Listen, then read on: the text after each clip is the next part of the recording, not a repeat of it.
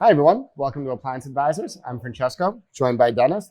Today, we're going to talk about why don't we sell certain brands. So some brands, for example, like Ilve, Bertazzoni, Smeg, there's certain brands, and there's more that, at Yale, we just don't sell. So what are the reasonings we don't sell those? And, and I'll just start too, if you walk into a Yale store and maybe compare us to another local brick and mortar, there's certainly less brands that we sell. So, what is the strategy behind that? Why have we selected these brands not to sell? Maybe dig into it a little bit. The first way is a simple way to get on our we don't sell list, and it's not anyone's fault. It's just the fact that we can't be everything to everybody. Yeah. And we realized long time ago as a servicer, and people that wanted to be experts, if you're going to have service techs that are very familiar with product and sell the same products and know it inside and out, then you got to have consistency in the products you sell and believe what do you believe truly first are the best products that people want to buy, and then become the best expert. So if you sell in lots of brands, the average appliance store probably sells 60, 70 brands. Yeah. We might sell 16. Mm-hmm. The core brands, the major brands, Absolutely. and brands that we have deep partnerships with. And the reason for that is because, at the end of the day, when we try to spread ourselves thin, we just weren't important enough. And it leads into the next one, which was service.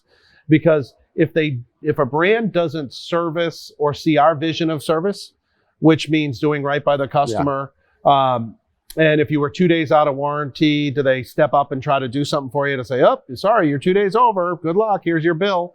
Or if something's just absolutely flawed and broken, or the right thing just needs to be done, when you partner deeply with brands, then that's a symbiotic relationship. You have both ways, and it really works out. I think that is why we kind of went that direction. We want to be important to them, and our customers have a voice at the factories.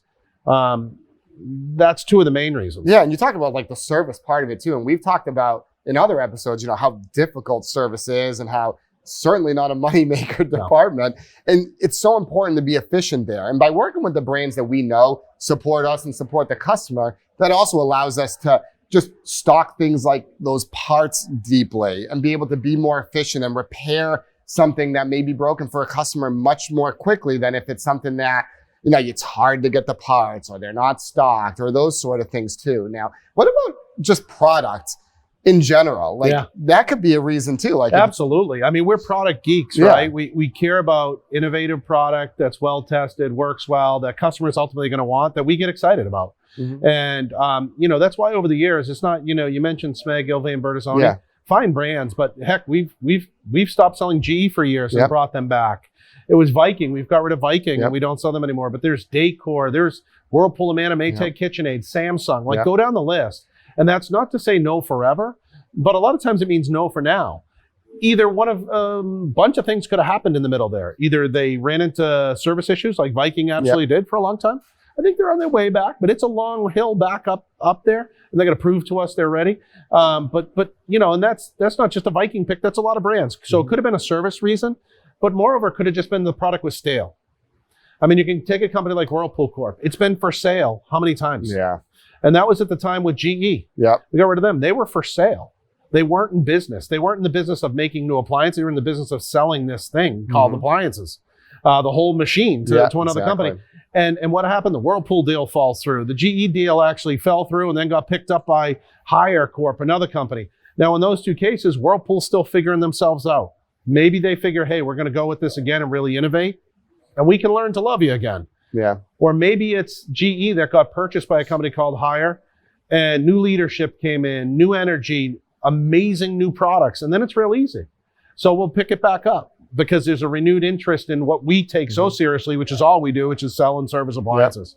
So it's kind of those things, and I think that it's probably the right thing. It doesn't and then you pick a brand like we said, Bertazzoni, fine brand. Not really going to sell a lot of it to our customers. For us, it's a tweener piece. I think there's other competitive brands that offer better value, better service, better warranty, some better features maybe for a very similar look in the same price range. And we wouldn't do enough volume to have a lot of them. But that might be Fisher-Paykel in their contemporary, kind of transitional line over at Bertazzoni. Another store may pick Bertazzoni over Fisher-Paykel. It's just a pick. Then you take a brand like Smeg, perennially a small wares company, and honestly, someone that I would have said had awful quality. But I will tell you again, they have some new leadership in there that I know well, and I think they're probably trending more in the right direction than the wrong. And I'm not saying no forever. Like there would be a brand, if as I see them coming, hey, they may be a brand down the road. You certainly are saying, hey, we may pick them back up. So it's not no forever, maybe no for now. There's certain brands that it's no forever because they did something wrong. But I think it at the end of the day, we've always thought about if you have the end consumer in mind first and their experience, truthfully, and work backwards from that, you pick the brands that are going to serve that mission well, then you're going to be pretty good. And you just work really hard at making that very obvious to your manufacturers. Say, this is important to them, so it's important to us. It needs to be important to you. Yeah, so those are really kind of the two main reasons there. It's compelling product, it's service, and like you said, it all boils down to really having a great support system for the consumer, the end consumer that's actually using these appliances. So that's it. I think that's it. Thank you. And don't forget to follow us on social media for appliance tips and updates from Yale Appliance.